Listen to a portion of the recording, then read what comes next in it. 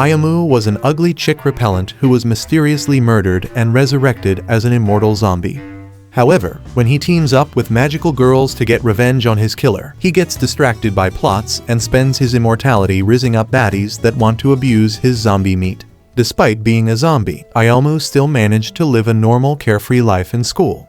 On his way home, a cat was about to become Truck Coon's next victim, so the idiot decided to play Superman but was immediately yeeted aside. And as he spun, he ripped an NPC's wig off and had the bush strip him down to his AA batteries, which scared the girls. Later, he arrived home exhausted, and when he saw Euclid, his roommate, he thanked her for turning him into a zombie. However, she ignored the fact that he looked like a coal miner and demanded he make dinner immediately. As they ate dinner later that night, he tried to play the loving brother, which made Euclid fracture his arm. This made him recall she was really a necromancer from the underworld and how she brought him back from the dead after he was stabbed by the neighborhood Jack the Ripper.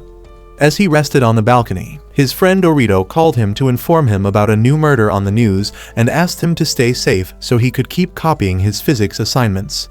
On hearing this, he took a walk around town and recalled how he'd been playing Batman trying to find the murderer every night in hopes of getting revenge. He soon found himself in a graveyard, which was rather comforting since he was a zombie. He was planning to bring a sofa so he could relax there when his thoughts were interrupted by a maniac fighting with a chainsaw. As he freaked out, the chainsaw maniac showed up dressed like a low-budget Temu cosplayer as she tried to slice him in half. He accused the lowly, whose name was Haruna, of being the serial murderer since she almost impaled him, but just then, the bear she was fighting clawed him like yesterday's hot dog. She then promised to avenge him, so she kick-started her magical chainsaw and sliced both Ayamu and the bear, saying he was collateral damage. Unfortunately, he was still alive and told her he was a zombie, which she found hard to believe even after claiming she was a genius magical girl. She claimed the bear was something called a megalo, and she got points for slaying them. Ayamu was going on about how she was terrible at her job, so she stopped him, saying she had to wipe his memories due to her school's protocols. However, the moment she activated the spell, her clothes vanished along with her last surviving brain cell. So she stopped him for being so cultured he would steal her powers to see some plot. After pummeling him till his face grew rice balls, she followed him home and had him asking what she wanted with him. She then explained that since he stole her powers, he had to house her until her powers return, as well as making high-quality meals and snacks to grow her chestnut. He also introduced her to Euclid and helped her use a modern cell phone to call her magical school principal to report her situation. At school the next day, the sun was so bright that Ayamu was mummified as zombies didn't function well during the day. When classes were over, Orito tried asking him why he didn't walk home with them anymore, but he gave a bland excuse. He even brought out a new zombie movie so they could watch it in his house, but this triggered Ayamu, who knew showing the nerd he lived with 2 girls was the worst possible move. Once Orito was gone, a man worked into the classroom and said he wanted Ayamu's banana. He freaked out as he protected his twin cheeks, but the man approached him more fiercely until Haruna showed up from the window asking if he was into grandpas. She called him an idiot as the creep was obviously a megalo, and in that moment, he turned into a crawfish monster who Haruna referred to as double a class Zari. The crayfish monster said he came there because he sensed Haruna's magic and asked Ayamu why he had her magic in him. Haruna then did her best Madoka impression as she transformed into her magical girl form, but the form only lasted a second before all her armors disappeared again. It emitted a white fog which enveloped the area and tried to unalive Haruna with its claws because it had no use for a magicless idiot, but Ayamu jumped in like a meat shield. The megalo launched one of its large pincers at them, but Ayamu stopped it with one hand before explaining that his zombie abilities gave him the ability to draw the full potential of his physical strength in a way that was impossible for normal humans. He proceeded to pummel the monster using punches that were 100% above his physical strength level, which left his arm shattered. When the crayfish monster got back up, Haruna told Ayamu to use her chainsaw, which was named Mistletoe, by transforming into a magical girl with the magic power he had in him. She guided him through the incantation, and Ayamu indeed transformed into her magical girl form, which Haruna said would give him enough defense to match his crazy offensive power. Using the power of mistletoe, Ayumu pushed the crayfish monster outside the school and finished it off by slicing it in half, the same way Haruna did with the bear earlier. However, his fairy dreams became a nightmare when the entire school started taking pictures of him in a magical girl outfit, and Haruna escalated the matter by officially appointing him to be a new magic-clad girl. Ayumu was able to save himself from an eternity of getting trolled and bullied by his schoolmates by erasing all of their memories using magic, and he managed to get through an entire week without encountering any other megalo attacks. One day in school, Ayumu opened up the lunch which Haruna made for him and was shocked to see that it looked like something out of Gordon Ramsay's most elite menu. When he gave it a taste, it blew his mind away, so Oriko decided to try it out as well, and before Ayumu knew it, his entire class took over his lunch in exchange for some bread. When Ayumu got back home, he complimented the chef and she told him to make some dinner for them, which he did. They were all having fun during dinner until a strange girl appeared at the table and demanded to have some miso soup.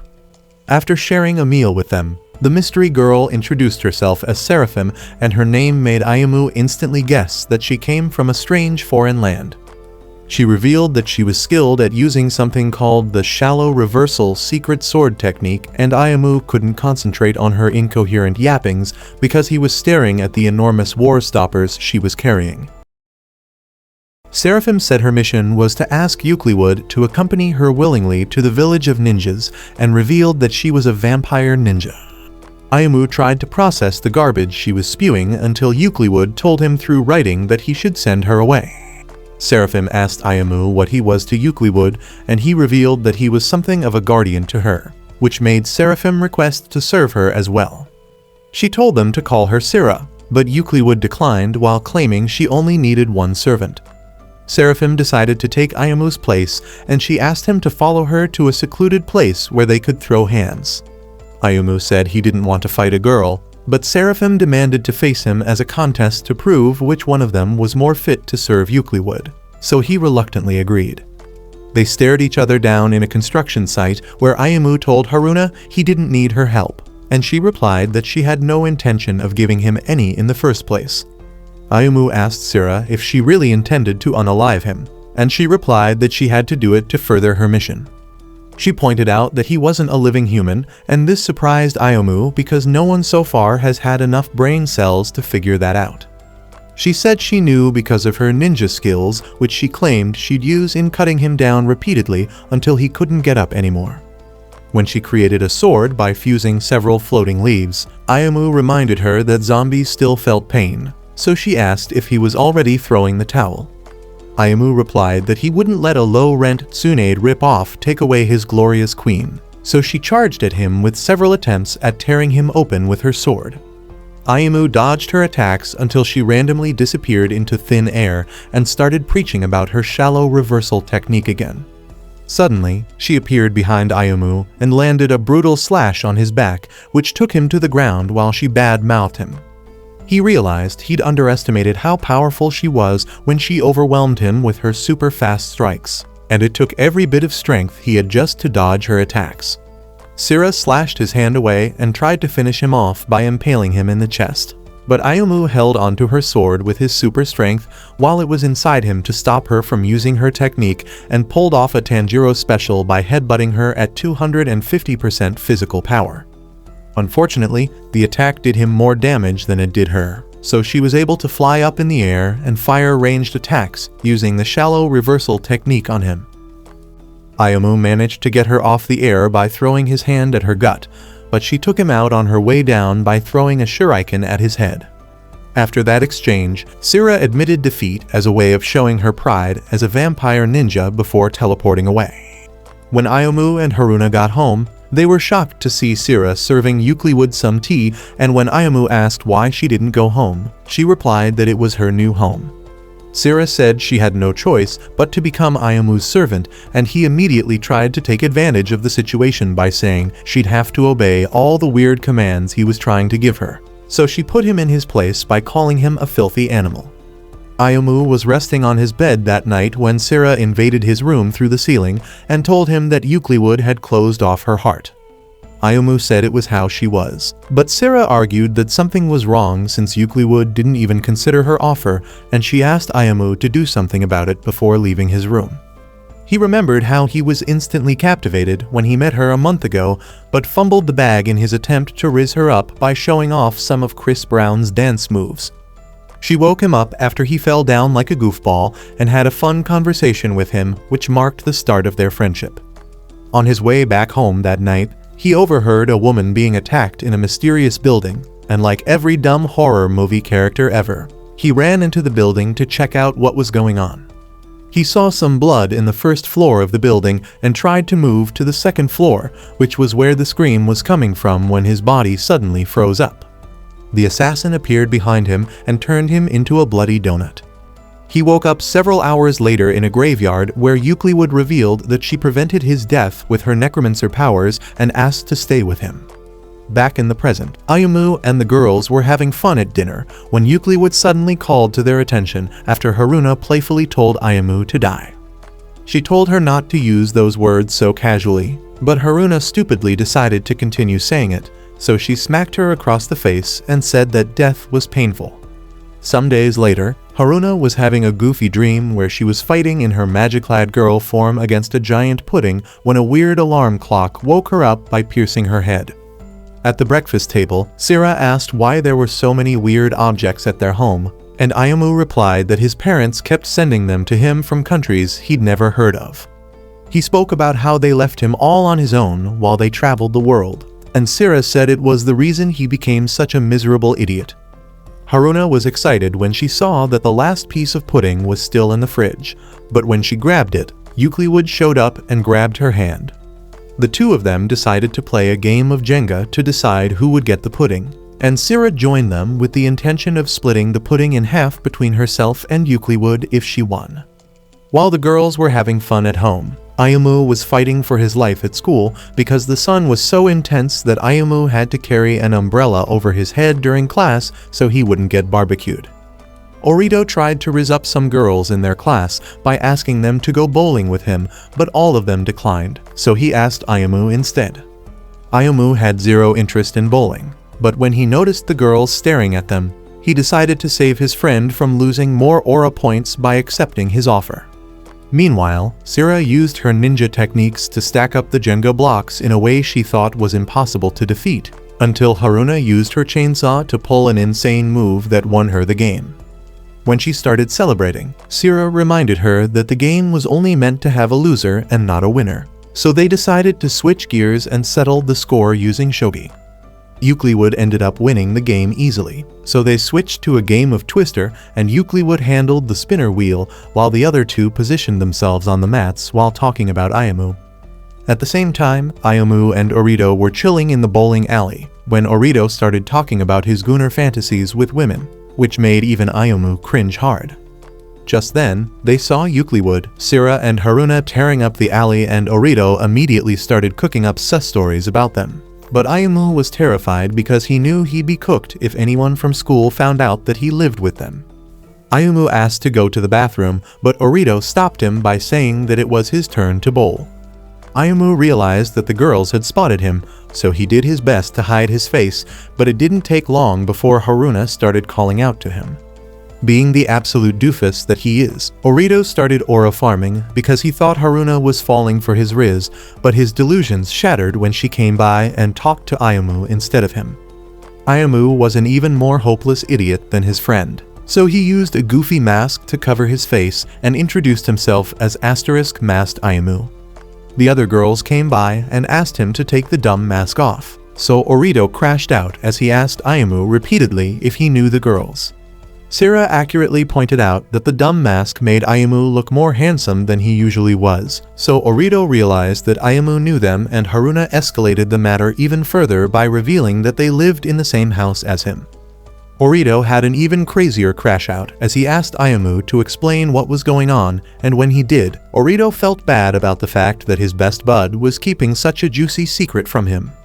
When Ayumu apologized, Orito said it was okay and asked how far he'd gone with them while imagining some sus scenes between Ayumu and the girls that made him bash his head into a bowling ball repeatedly. With a bloody head, he told Ayumu he was jealous of him, and Ayumu said there was nothing to be jealous about because he'd be turned into a sandbag if he ever attempted anything with them. Orito was still weirdly jealous, so he challenged Ayumu to a game of bowling under the stipulation that he'd start living at their house if he wins. However, Ayumu defeated him easily, and he got a text on his phone from a girl who was inviting him to come see her in a particularly sweet manner. You know what time it is? Ayumu and Orito went to the hospital where the girl from the text was staying, and Orito informed Ayumu that the reason he was tagging along was because the girl, who was named Kyoko, wanted to see him. Orito pointed out that Kyoko was like a sister to him, implying that he'd skin him alive if he attempted anything weird with him. Ayumu asked what Kyoko was doing at the hospital, so Orito revealed that she was a victim of the assassin. When they got to Kyoko's room, she asked Ayumu if he remembered her from their middle school, but Ayumu said he didn't. After confirming that her injuries had gotten better, Kyoko revealed that he'd be going to stay with her grandfather in Kyoto when she gets released from the hospital. She thanked Orito for bringing Ayumu to the hospital, and Orito left the room in order to give them some alone time. Ayumu asked her if she saw the person who attacked her, and she confessed that she did with a bit of fear in her voice. He asked what the assassin looked like, so she revealed that he had beautiful blue eyes and gave some other descriptions which Ayumu realized was referring to Euclid. Seeing Ayumu's spooked reaction, she asked if he knew the assassin, and he replied that it only sounded like someone he knew. Kyoko demanded to know the identity of the assassin because they unalived her parents, and Ayumu told her that the person he was referring to was a mute. Ayumu noticed a wooden sword under her bed, so she explained it was given to her by her grandfather for protection in case the assassin came to finish the job. She clung to him while expressing how scared she was that the murderer could come for her, and Ayumu was shook by the fact that the assassin could actually be Euclid. Several days later, Haruna was using all of the moves she learnt from Food Wars to make dinner, and Ayumu was looking at Euclid while thinking about his conversation with Kyoko at the hospital, unknown to them that a mysterious person was watching them from outside their house. Their dinner ended up being a calamity beyond their comprehension, so Ayumu asked Haruna what happened.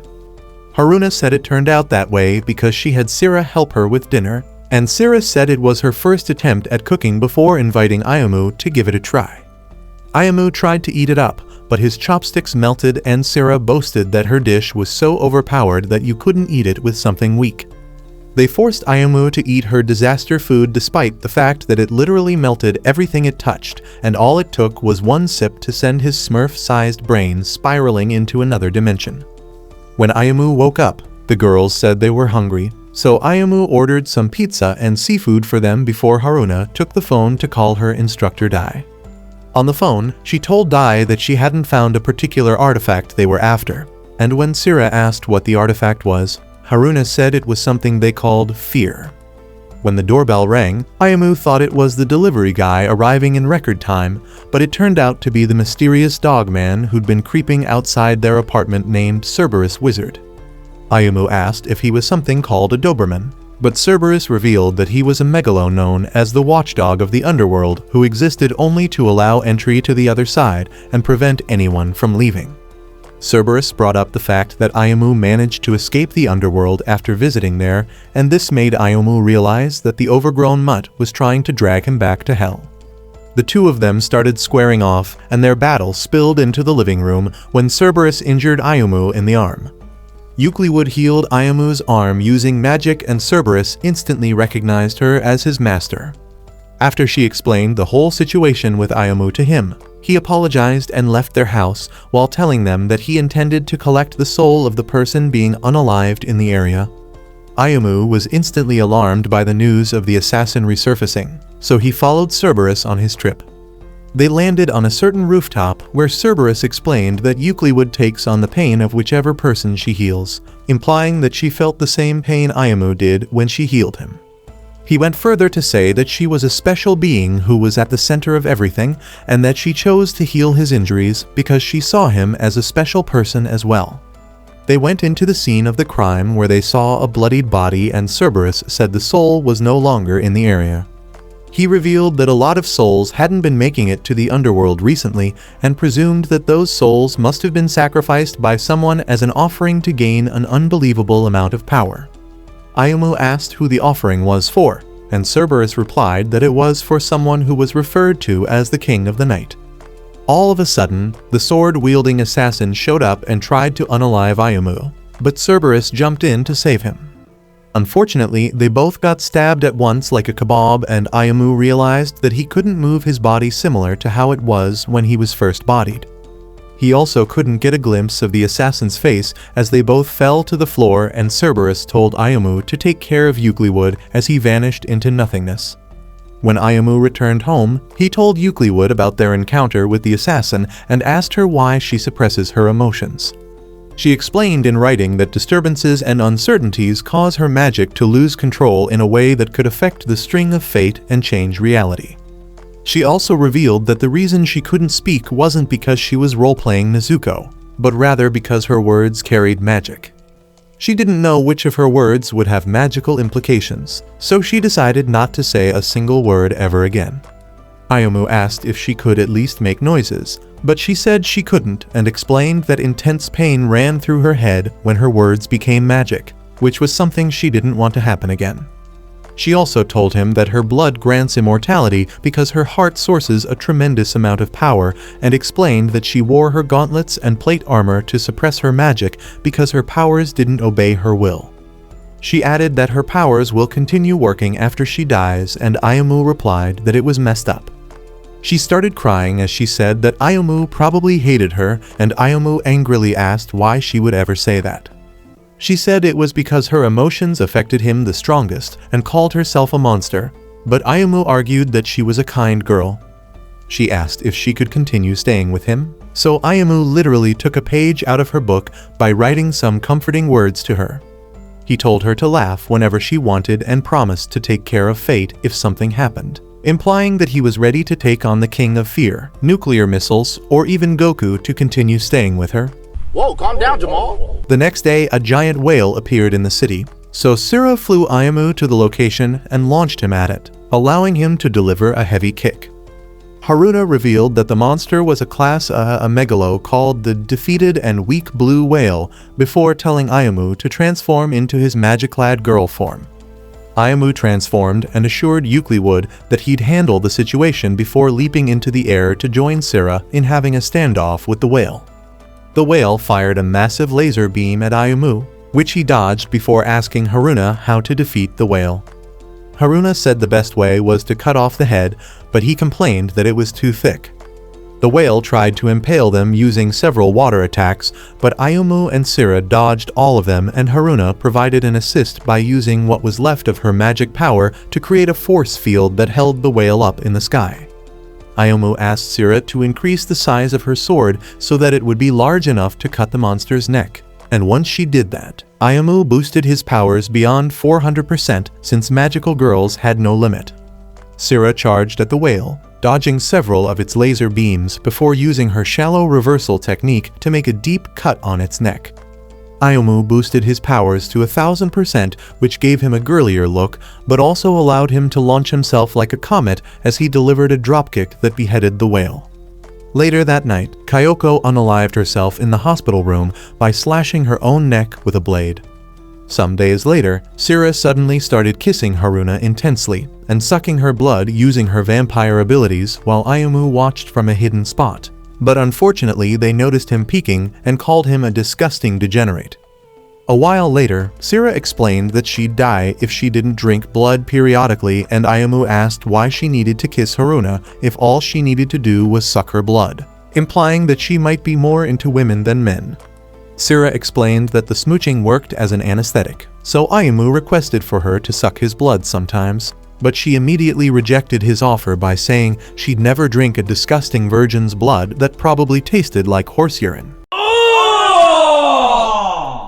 Later that evening, Haruna transformed into her magic-clad girl form, but once again, it vanished into thin air, leaving her in a very revealing form when Ayumu came by to invite her for dinner. She rushed to close the door, but Ayumu once again proved to be a brainless buffoon as he forced himself into the room and saw her in her compromised form. causing her to kick him out using some Jackie Chan moves. Some hours later, the girls were having fun in the bath when Ayumu got a call from a lady who turned out to be Instructor Dai. Ayumu introduced himself as the magic-clad girl who was acting in Haruna's place, and she told him to tell her to forget about the Kaio Tofu, which was the name of the mission she was sent on.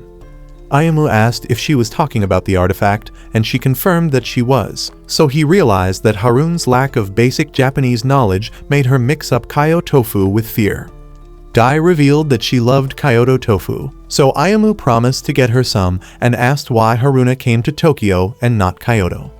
Dai said she sent her to Kyoto to get the Kaio tofu, and Ayumu asked why she couldn't just order some for herself directly. She replied that she couldn't because she overspent and couldn't charge her credit card, meaning she'd have to pay him on delivery. Ayumu brought up the fact that Haruna cockily calls herself a genius despite having the IQ of a mentally impaired bullfrog, so Dai explained that Haruna didn't remember the names of people and things not because she couldn't, but because she wasn't interested. She went further to say that Haruna surprisingly remembered someone's name, and she was of course referring to Ayumu. The call got interrupted when Haruna came by and started goofing off before Ayumu got another call, which was from Kyoko this time. She told him that she was finally out of the hospital, so he emoted like a dumb Fortnite character while telling her that they'd meet the following night at a great spot he recommended. The next day, the sun was so intense that it reduced Ayumu's mental and physical strength to that of a 3-year-old, and he lounged around in school, waiting to meet up with Kyoko while hoping the sun would miraculously explode. That evening, Ayumu arrived at the meeting spot, which was a graveyard, and he remembered how Euclid told him to stay at home when he was preparing to leave for the date with Kyoko. He also remembered how Haruna tried to follow him before running off angrily like a tsundere, and his brainstorming was interrupted when Kyoko came by. She gave him the Kaio tofu he sent her to get, and he apologized for bringing her out to a weird spot like that. She said it was okay because she got to spend time with him, causing him to blush before asking her how much he needed to pay for the tofu. Kyoko said he didn't need to pay for the tofu, and Ayumu reacted like a delusional girl getting rizzed up by Justin Bieber. When she asked about his girlfriend, Ayumu said he didn't have one, so she recommended herself to be his romantic partner. Ayumu was considering her offer when she suddenly moved in close to him and stabbed him right in the back with a sword. Women. She mentioned how Ayumu didn't die easily, which made him realize that she wasn't a victim of the assassin, but rather the assassin herself. He asked why she unalived her own family, and she replied that they weren't her real family, but rather strangers whom she altered their memories of. Ayumu was stunned by the fact that she could use memory manipulation because he knew the only people capable of that were magic-clad girls, and she proved his suspicions to be true by transforming into her magic-clad form. She said she couldn't alter his memories no matter how hard she tried, and decided to resolve all her problems by ending him. She charged at him several times with clear attempts at slashing his head off, but Ayumu dodged her attacks, only to get sent flying by a kick. When he got back up, she launched another wave of relentless attacks and confessed that she was the one who unalived Cerberus. Ayumu tried to run away, but she immobilized him using a spell, right before Haruna made a surprise appearance alongside Sira. Haruna undid the freezing spell and asked who the attacker was. Ayumu told them that she was the magic-clad girl who ended him, and they agreed to join him in facing her. Kyoko asked Haruna how she learned how to dispel barriers, and Haruna explained that it was easy to pull it off because she knew how to create barriers. Sira handed Mistletoe to Ayumu and revealed that she was sent there by Euclid before summoning her sword and marching towards Kyoko with her eyes glowing red. When Kyoko's eyes glowed red as well, Ayumu asked if Kyoko was a vampire ninja, but Sira said the power she sensed was something else entirely. Sira tried to slash Kyoko with her shadow reversal technique, but Kyoko easily blocked her attack before blasting her with a fireball. Kyoko tried to roast Ayumu as well, but Haruna saved him with a force field and told him to be careful around fire since he was a vampire. Kyoko switched gears by firing wind attacks at them, and this made Haruna realize that she had the powers of a megalo. Sira got back up and told Ayumu to transform because he stood no chance of beating Kyoko without the magical girl boost.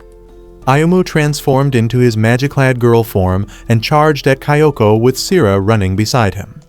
After dodging Kyoko's wind attacks, Ayumu clashed blades with her and asked why she unalived all of her victims.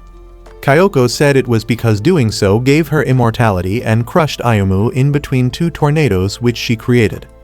She asked if she should cut Ayumu to pieces so he'd never revive again. But Ayumu responded by grabbing onto her with his boosted fairy strength, allowing Sira to take Kyoko down by stabbing her blade through Ayumu and into her body. Before they could take a victory lap, Kyoko pulled the ultimate twist by slashing Sira and confessing that she had 10 more lives. She blasted a huge fireball at them, which got frozen in its path as Euclid made a dramatic entrance.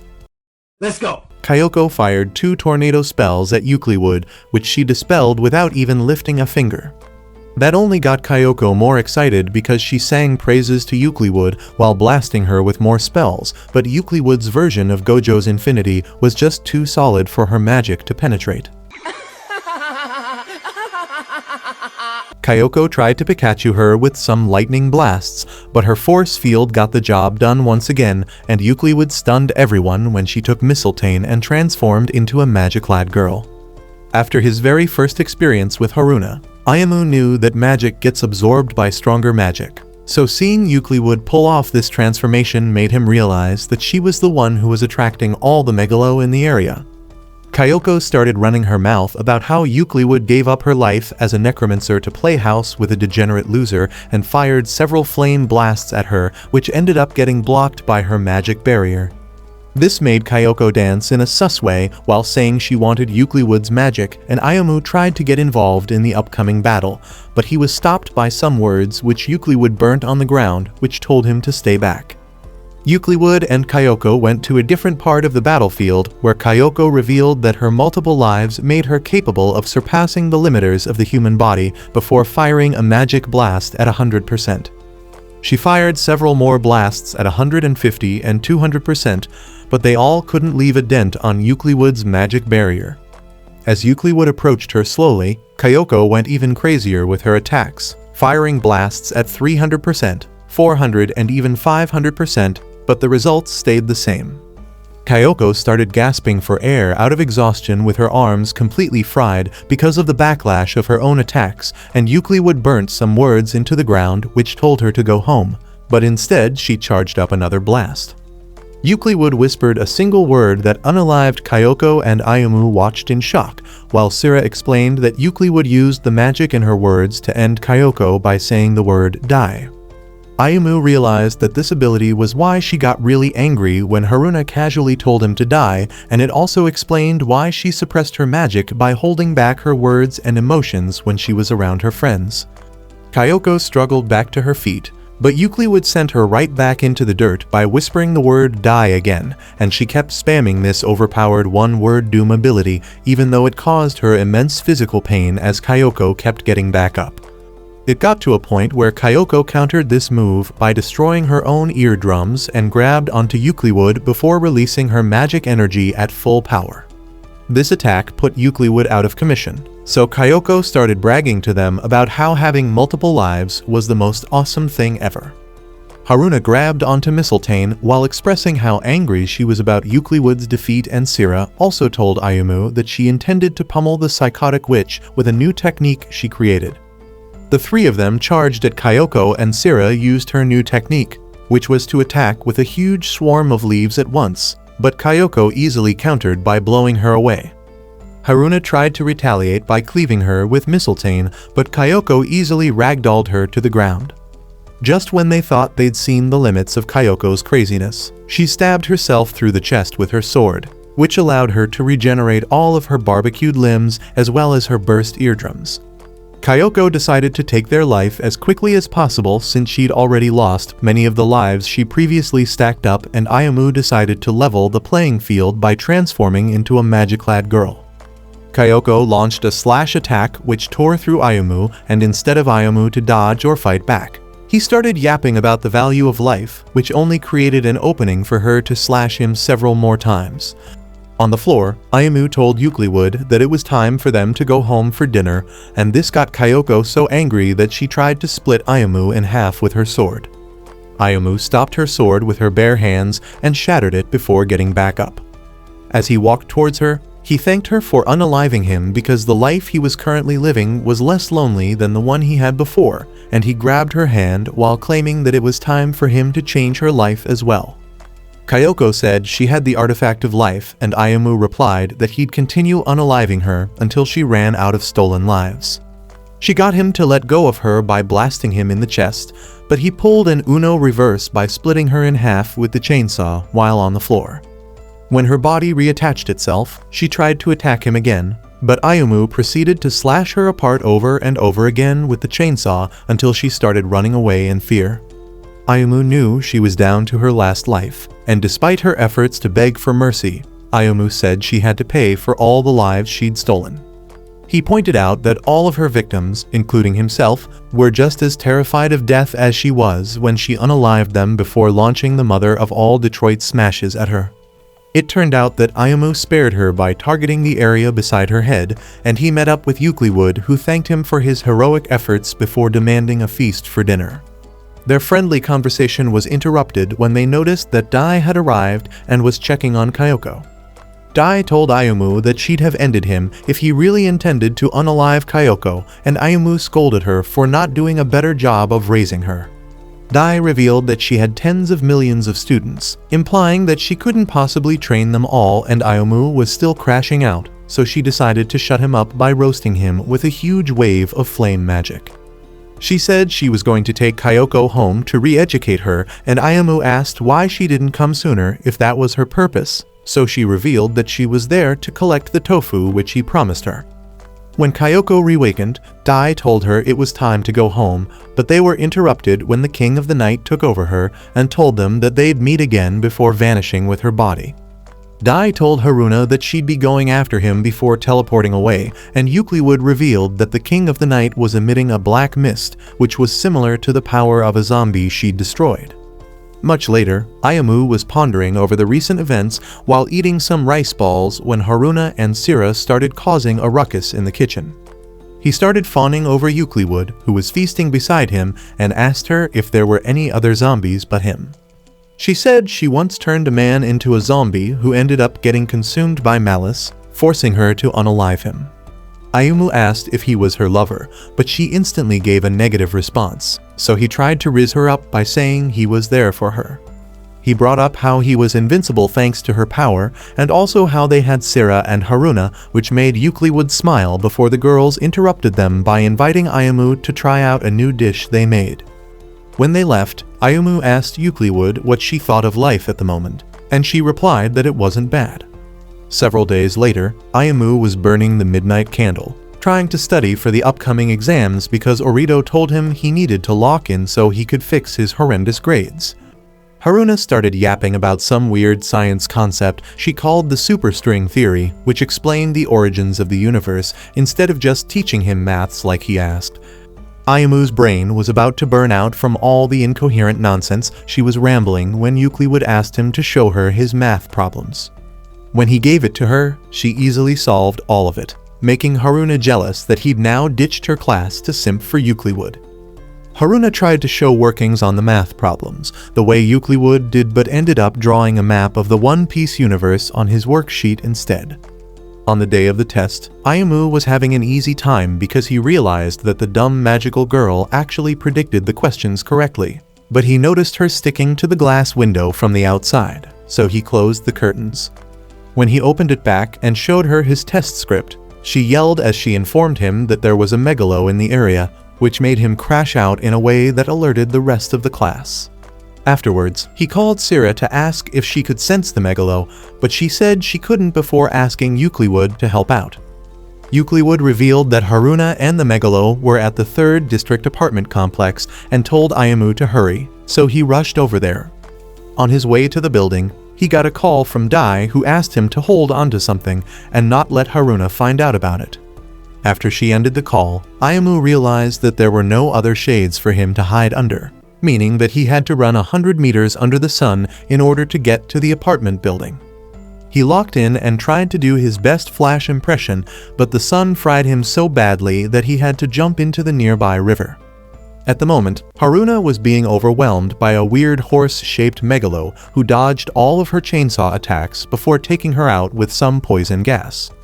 While she was on the ground, the horse megalo tried to raid her dungeon, but Ayumu stopped him by pulling back his hair.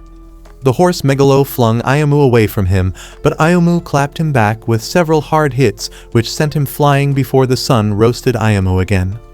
Haruna told Ayumu to transform because he was dealing with an A-class megalo, so Ayumu did so in his dehydrated state and realized that the sun didn't affect him in his magiclad girl form. Ayumu and the horse megalo clashed fiercely, and despite Haruna's warnings for him to watch his back, he still couldn't react in time to stop himself from getting stabbed and electrocuted by some jellyfish megalo which appeared in the area. The jellyfish megalo retracted its claws when it accidentally felt his man marbles, and part of the jellyfish swarm shifted their attention to Haruna while the jellyfish boss continued to Pikachu Ayumu. When Ayumu begged for help, a weird guy showed up and spilled some ramen on all the megalo in the area, which destroyed them. He was about to get ambushed by a jellyfish megalo, but Sira showed up just in time to take it out. He tried to catch up with Sira, but Sira denied her efforts to hug her by putting him in a painful WWE move before revealing to Ayumu that he was a vampire ninja from an opposing faction named Maelstrom. Ayumu and Maelstrom started arguing over who was the strongest Dragon Ball character, and Haruna got so annoyed that she pushed Ayumu into Maelstrom, causing him to fall on top of him with their lips locked together. When Ayumu tried to get back up, he realized that his hands were grasping some soft cushions on Maelstrom's body, which made him realize it was a girl, but Haruna and Sira gave him no time to process his new discovery before pummeling him mercilessly. Maelstrom took Ayumu and Sira to her secret base and said she did so because Ayumu wanted to know the secret of her ramen. When they tasted the ramen, Ayumu said it was delicious, so Maelstrom handed him some of her food as well. He asked how the ramen was capable of defeating Megalo, causing her to explain that they amplified pork cutlet ramen from ramen booths all over the world in order to make that particular pork bone soup, implying that the soup was created with a recipe they derived from stealing all of the recipes from great restaurants.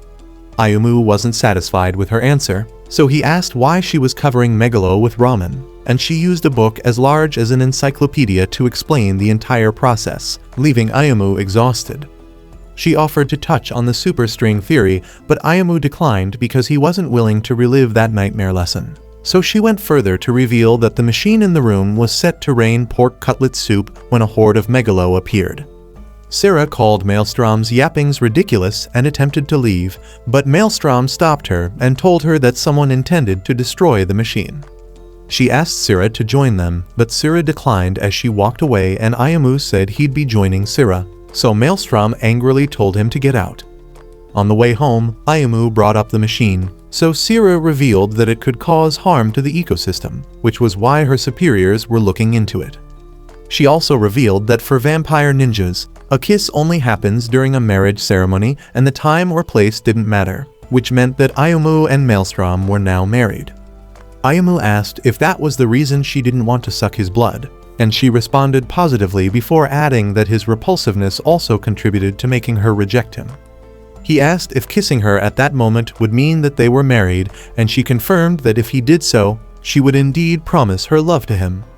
He stared at her milk factories and started fantasizing, so she crushed his dreams by promising to scrape his family jewels off if he ever tried. When they got home, they saw Haruna and Euclid decorating a tree, and Ayumu asked what it was for, so Haruna revealed that it was something called a Tanabata. She explained that when a river of stars flowed across the sky, a legendary man came out with two beasts wearing clothes covered in blood of his victims and carrying a sack large enough to hold a person.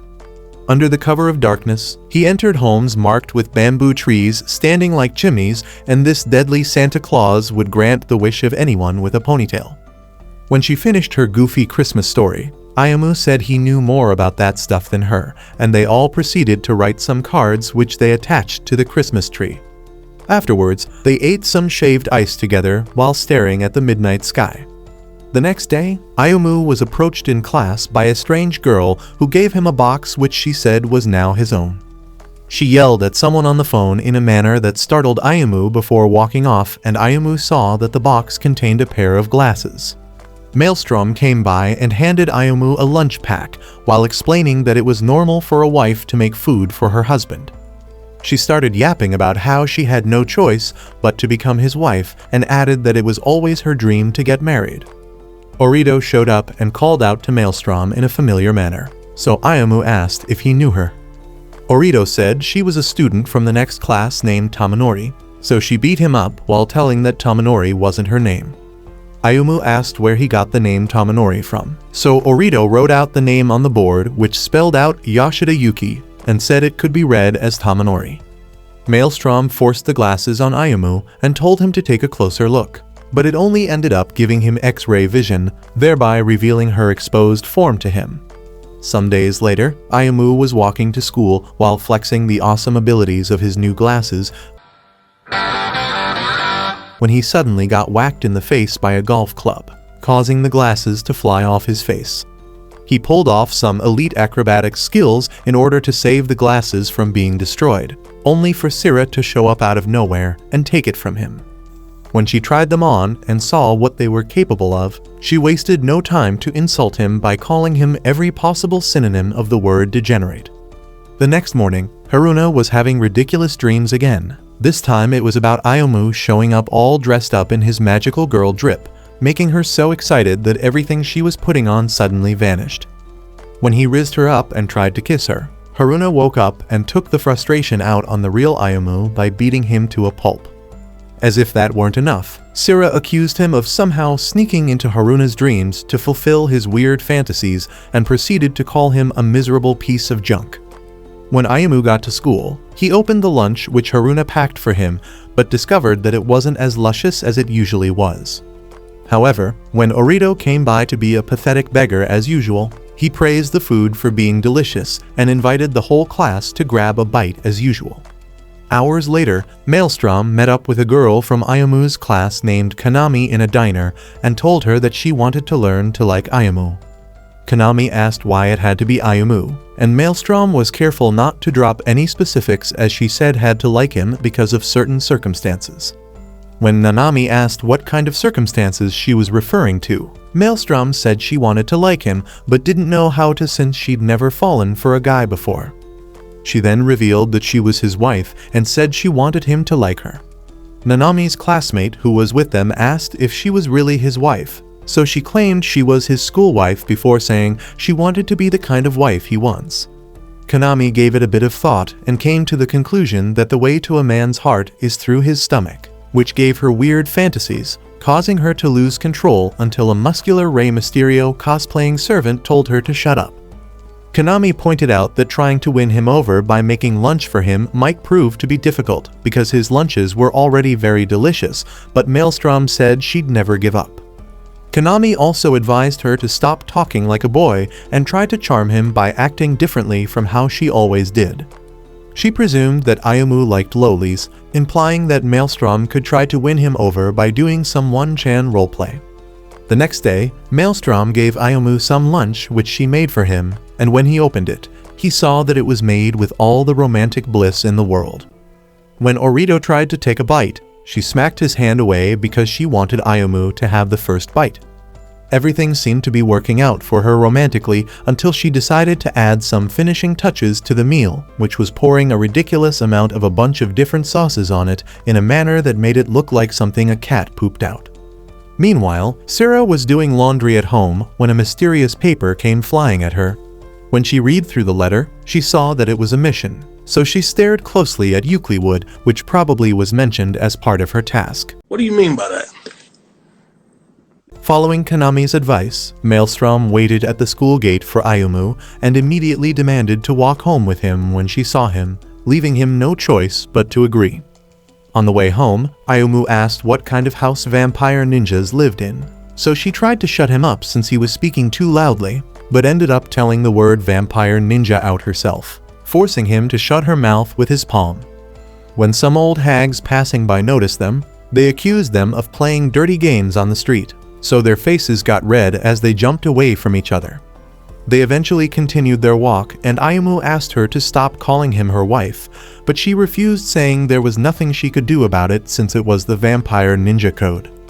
Ayumu asked if she planned on moving in with him, but she replied that she couldn't because Sira was there, and added that their character types were just too different to coexist alongside each other. When Ayumu asked what happened to the pork cutlet machine, she said it broke down, and they got to a junction where they had to split up. Ayumu proposed that they become friends instead of a married couple, and she replied that it was impossible before swearing that she'd do everything she could to like him. She asked him to do everything he could to like her back, and they were interrupted when another set of old hags accused them of reciting love poems to each other in the middle of the road. They started arguing over who was more embarrassed by the situation when Haruna showed up and revealed that she was there to get Ayumu home. She acted a bit harsh towards Ayumu out of jealousy, so he promised to take her out somewhere the next time he's free. Maelstrom saw the two of them bonding and asked to join them on their little trip, so Ayumu agreed and even proposed bringing Sira and Eucliwood as well. Days later, Ayumu and the girls went on their trip, and Maelstrom wasted no time before getting cozy with Ayumu, much to the disdain of Haruna, who pulled him away. The girls tried out different elegant outfits at the mall, and Ayumu was worried that the scraps he had left in his wallet were about to be dried out by all their spending. He suggested some Catgirl cosplay for Sira, and she initially denied him harshly but ended up trying them out anyway. When Ayumu tried to steal a glance of her in that outfit, she impaled his eyes with 2 shuriken. When Ayumu regained his vision, he noticed that the girls were now shopping for undergarments, and Maelstrom saw a nice nightwear that made her have sus dreams about Ayumu, causing her to crash out. After their shopping, Ayumu carried a stack of shopping bags as they walked to get some food, unknown to them that a mysterious man was watching them closely. Ayumu and the girls went to a ramen place where Maelstrom tried to add some special ingredient of hers inside the dish, but Ayumu stopped her and told her to respect the chef. Afterwards, Haruna and Ayumu were seated alone while the rest of the girls were playing arcade games, and she asked him why he kissed Maelstrom. Ayumu replied that it was just an accident which was caused by her, and before Haruna could crash out properly, Maelstrom came by to drag Ayumu to play some arcade games with her. The 5 of them had tons of fun together playing games and taking pictures at the photo booth, and afterwards, they went on a Ferris wheel where Haruna said it was ridiculous for Ayumu and Maelstrom to be married after a single kiss. Sira said it was the vampire ninja code, and Haruna brought up the fact that they weren't married despite the fact that they'd shared a smooch. Sira explained that it was something she did just to suck her blood, and Maelstrom added that kisses between girls didn't count. When they got down from the ride, Haruna met up with Ayumu at a vending machine and asked him to kiss her. At the same time, Eucliwood was staring at all the prizes she won at the arcade when the mysterious man that was stalking them arrived and called her by name. Ayumu tried to refuse her offer, but Haruna rizzed him up the only way she knew how, by punching him mercilessly until he gave up. When they reunited with the rest of the group, they noticed that Eucliwood was nowhere to be found. Eucliwood met with the man on a rooftop and immediately stabbed him with a scythe which she summoned, but he wasn't fazed as he revealed that he came there because he noticed that she was having a lot of fun. He said it was ironic that she saw him, the one she wanted to avoid the most, on a day she was overwhelmed with happiness, and asked if she really wanted to avoid him that much. Sira said it was possible that it was one of her superiors who kidnapped Eucliwood and revealed that she'd received orders to unalive Eucliwood, causing Ayumu to ask why they'd want to eliminate her despite her initial goal of wanting to take her back to the village with her. Eucliwood asked the man if he hated her, and he replied that he did because he thought they'd be together forever. She said it was impossible, and he knew it was because she couldn't forgive him for unaliving something called a 7th abyss, which was why she told him to disappear in a cold manner. She asked what he wanted, and he walked to a set of binoculars in the area as he brought up the fact that she'd made friends. Sira explained to Ayumu that she received orders to assassinate Eucliwood because her magic was responsible for the increased appearance of Megalo, and Ayumu immediately yelled that she couldn't obey those orders. He asked if she intended to obey the orders, but she didn't give him a clear answer before deciding to look for Eucliwood herself. When Ayumu started yapping about how vampire ninjas were just a bootleg version of the shinobi in Naruto, Sira said he had no idea how important their missions were, and Maelstrom added that they couldn't break their code, which was why she had to go through with their marriage. Ayumu got loud as he asked Sira to genuinely say if she wanted to end Euclid or not, and Sira almost went into tears as she replied that she didn't. Haruna decided to relieve their tension by saying she was going to find Euclid herself, and when she ran off with Maelstrom, Ayumu told Sira that she was always honest. Sira thanked him for helping him make her decision and stated that she was going to abandon the mission before running off with him to join the others. The mystery man told Euclid that her friends were desperately looking for her and invited her to take a look through the binoculars. When she took a peek, he destroyed the hinges of the Ferris wheel with the snap of a finger, causing the gigantic wheel to crash into Ayumu. Ayumu survived the hit, but the man threatened to put her friends in even more trouble, and this made her emotions start going bonkers. All of a sudden, a giant chicken doll appeared and Haruna instantly recognized that it was a necromancer's doll and not a megalo. They tried to run away from it, but it captured Haruna by sitting on top of her, so the gang tried their best to pull her away from it. Euclid begged the man not to hurt Haruna, but he said it was her who summoned the doll and brought up the fact that she swore never to speak or feel emotions again because her emotions brought chaos. He called her the harbinger of death, and this had her frozen in despair until Dai made a surprise appearance. He immediately recognized her as the teacher from Mately's Magic Academy, and she was surprised that he knew her, so he revealed that there were a lot of rumors about how powerful she was flying all around the underworld. He asked her what she wanted, and she replied that she couldn't sit idly by while someone was hurting one of her precious students. Sira blasted the doll with her shallow reversal technique, but it didn't even leave a mark on it, and Ayumu followed up by spamming punches at 500 and 600% of his power, but it only created some minor vibrations on the doll's body. Maelstrom started dragging the doll by its tail, while Ayumu and Sira tried their best to pull it up, but all it took was one magic blast from Dai to knock the doll away. Ayumu and the girls went to check on Maelstrom, who was now the one being crushed by the weight of the doll, and the doll suddenly vanished into a bright light. Maelstrom started chanting some weird words with a dead look in her eyes, and this manifested a huge beast that had flame abilities. Dai noticed that Ayumu didn't have Mistletoe with him, so she provided an assist by using a spell to teleport it to their location. Sira blocked a flame blast by the monster, allowing Ayumu to transform into his magiclad form, and Maelstrom completed a final chant which allowed the monster to fire a massive flame blast which enveloped the area. The mystery man realized that the monster they were dealing with was the ultimate magiclad weapon that Kyoko was talking about, and Dai revealed to Euclid that it didn't have an off switch because it was programmed to turn off automatically. She however pointed out that it was at risk of exploding now that it was out of control, and said that all hope depended on Ayumu being able to stop it. Ayumu told Sira to open up the magic barrier which was containing the monster so he could face the monster and save Maelstrom. When she did so, he walked towards Maelstrom, but got shot multiple times on the leg with flame lasers on his way to meet her. When he got to her, he asked why she was crying, and she asked him to save her right before the monster started to kick things into a higher gear. Maelstrom started to ask what was happening to her, and Ayumu tried to force himself inside another barrier, which was containing them, but she asked him to stay away so he wouldn't get blown to bits as well.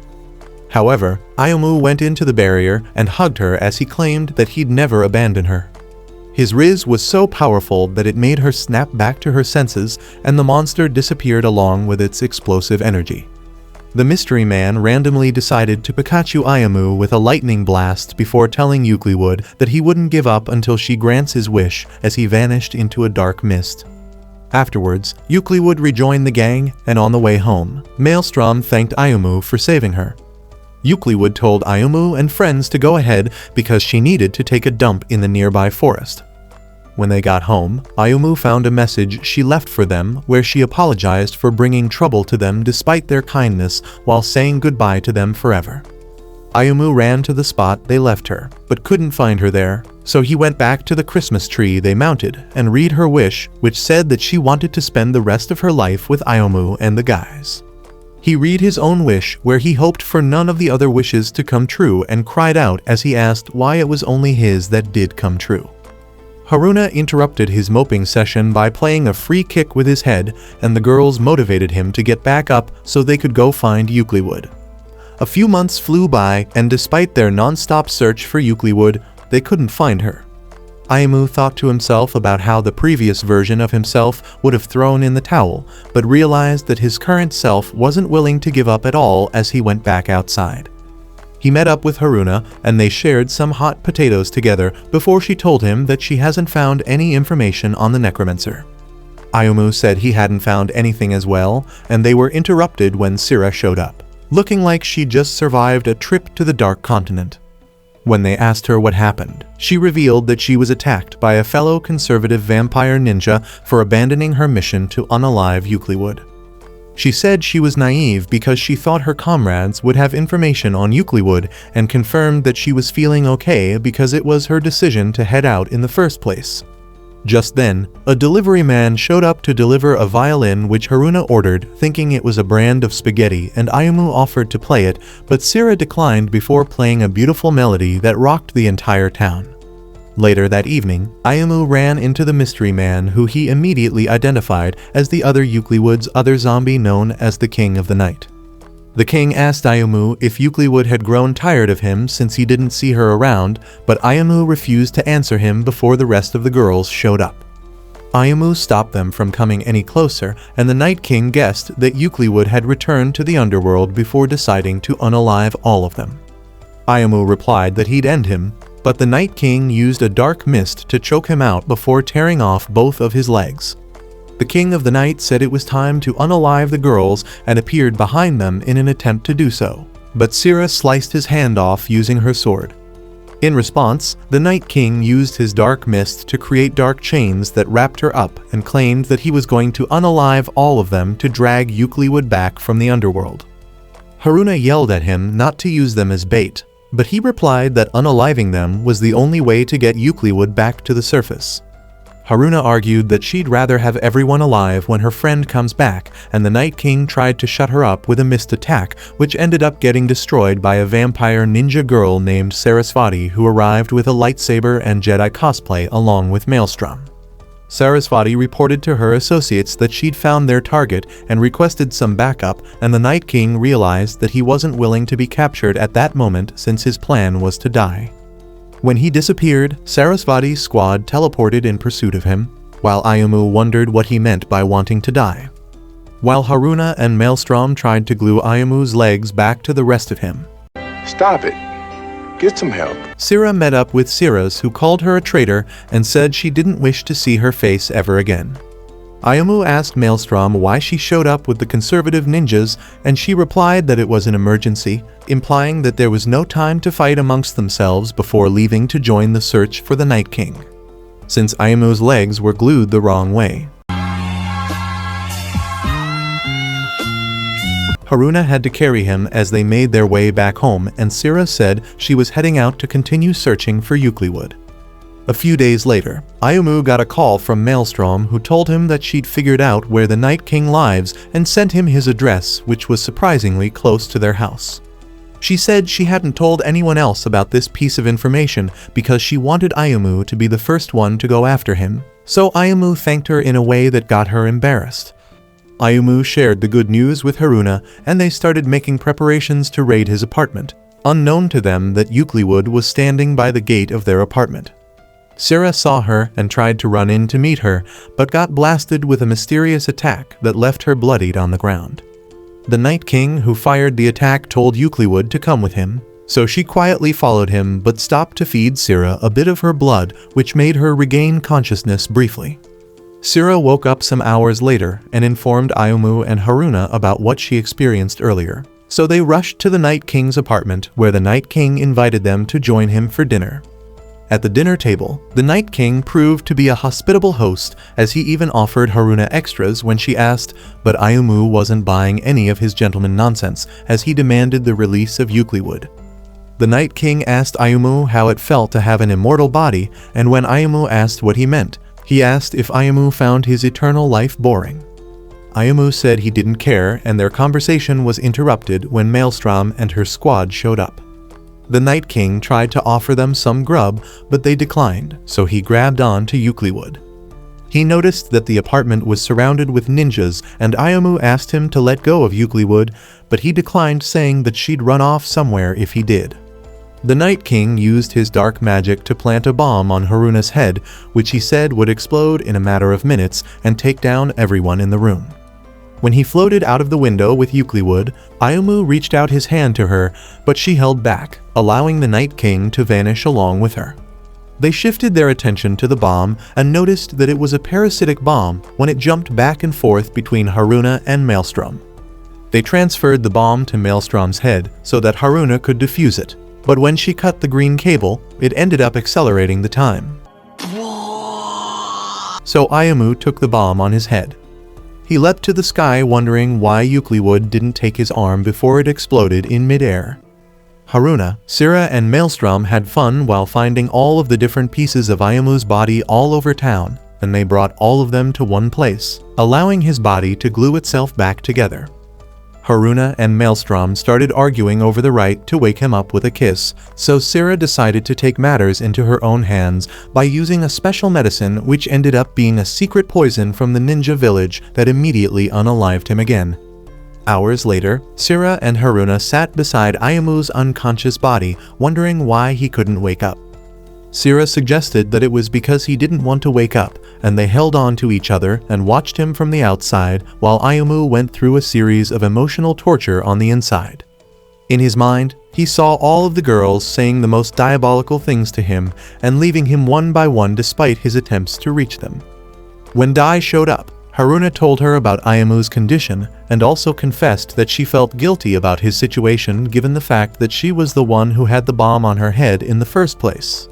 Dai said Ayumu had cast a spell on Haruna and that it was her turn to cast a spell on him before using a spell of her own to put Haruna to sleep, sending her into Ayumu's consciousness in the process. Ayumu was drowning in agony in his mind when several images of Haruna appeared and started telling him to disappear. He started considering their offer, causing his consciousness to wither away little by little until the real Haruna showed up and popped one of the fake Harunas like a balloon before asking him what he was doing. When Ayumu said they hate him, she kicked him into one of the fake Harunas, causing it to explode before destroying the rest of them herself. She kicked Ayumu in the face again when he said Euclid didn't like him and told him he needed to say it if he wanted to stay with her. Ayumu brought up the fact that she left with the Night King, so she gave him a harder headbutt than Tanjiro's and said he had to be as forceful as she is. She got on top of him, making him think she wanted to pummel him again, but instead she begged him to come back home to them before vanishing out of the dream world. Ayumu woke up in the real world shortly afterwards and gave her a head pat, which Sira and Dai watched proudly from far away. Afterwards, Sira met up with Sarasvati, who gave her a package which she claimed she needed, and they realized that a megalo had appeared in town which was under the control of the Night King. On a high tower somewhere in town, the Night King told Euclid that he had to destroy the city because she wouldn't let him die. Ayumu and Haruna arrived at the room and Ayumu told Euclid that it was time for them to go home together, but she replied by asking if it was peaceful without her around. Ayumu said it was but stated that it wasn't enough because they needed her and grabbed a piece of paper she was about to send to him which said that she caused him trouble and threw it away while saying that he didn't care.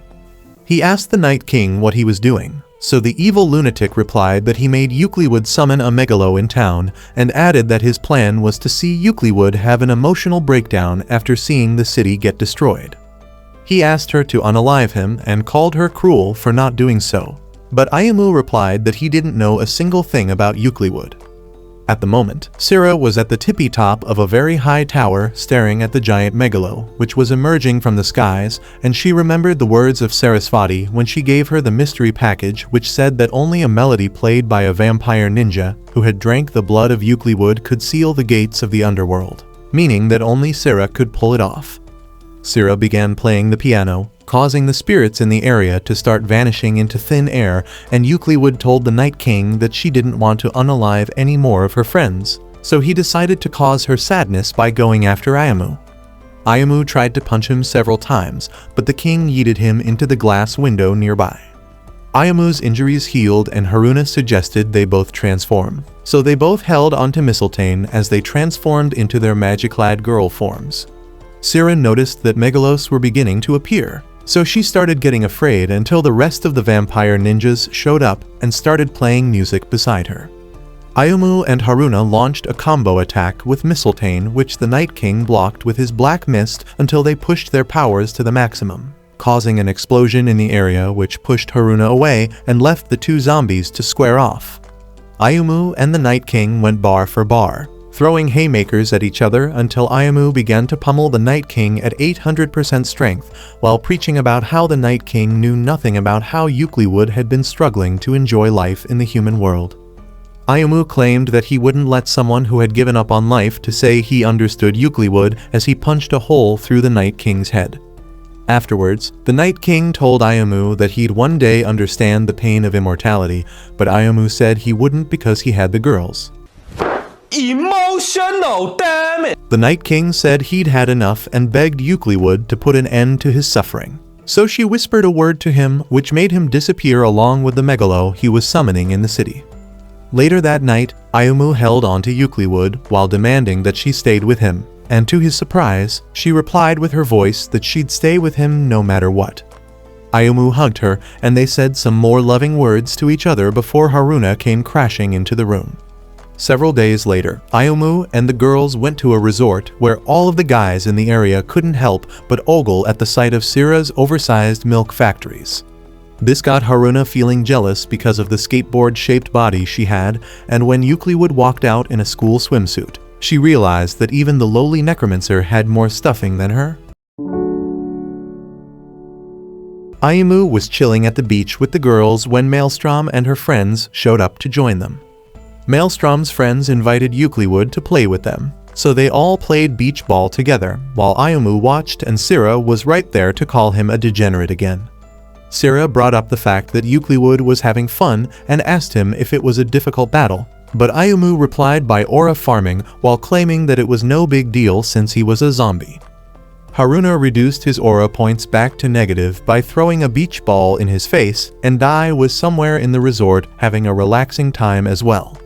Ayamu walked to another section of the resort where he saw Sarasvati singing some of Rihanna's classics on stage and also noticed that Orito was one of the people in the crowd. He approached Orito and asked who the pathetic excuse for an idol was, so Orito revealed that she was a fast-rising star who goes by Lovely Carrara. Ayamu realized that his friend was obsessed with her, and Sira was stunned when she saw Sarasvati performing on stage, so she went up there and asked what she was doing. Sarasvati said she wasn't doing any mission, but rather living her daily life as an idol named Lovely Carrara, and yapped some nonsense about how the world of idols was the most beautiful thing ever. Suddenly, they noticed that Sira had overtaken Sira in the idol rankings, so Sarasvati decided to challenge her to a stage battle. The two of them sang their favorite anime songs, while the crowd went crazy until Sarasvati decided to kick things up a notch by changing into a sus costume. Sira matched her energy by putting on some cultured clothes of her own, which made the crowd scream so loudly that the roof nearly came off the building. They were preparing to have their next showdown when Haruna suddenly appeared on stage wearing some punk clothes and sang her own version of Kendrick Lamar's diss track, which got the crowd vibing so hard that she shot up the charts. Her performance got even wilder as she brought dangerous weapons and flame effects, which terrified everyone who had working brain cells but pleased the otakus in the crowd.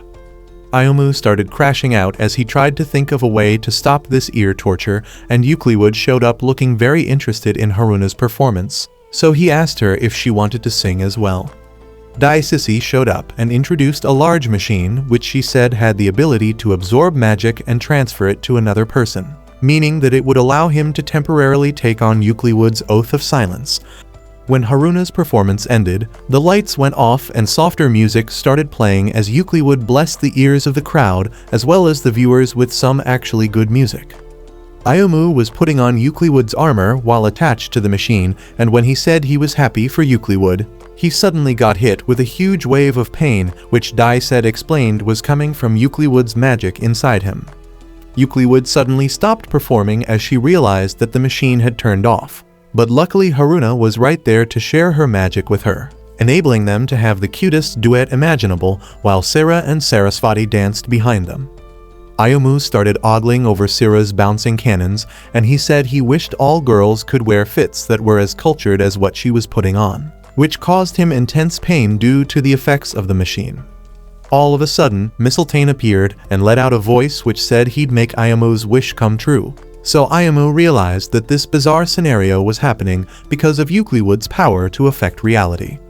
In the blink of an eye, the clothes of every girl in the area changed into Onlifin's uniforms, and Sira repaid Ayumu for his creepy wish by calling him the biggest piece of scum on earth while delivering a brutal axe kick that sent him through the ground. Several days later, Ayumu returned home after school and joined the girls at the dinner table to feast on another otherworldly calamity which Sira had prepared for them. Do you think Ayumu and company could beat Dai if she decided to turn evil? Let us know in the comments. That's all for today's video. If you like anime recaps like this, check out this video here.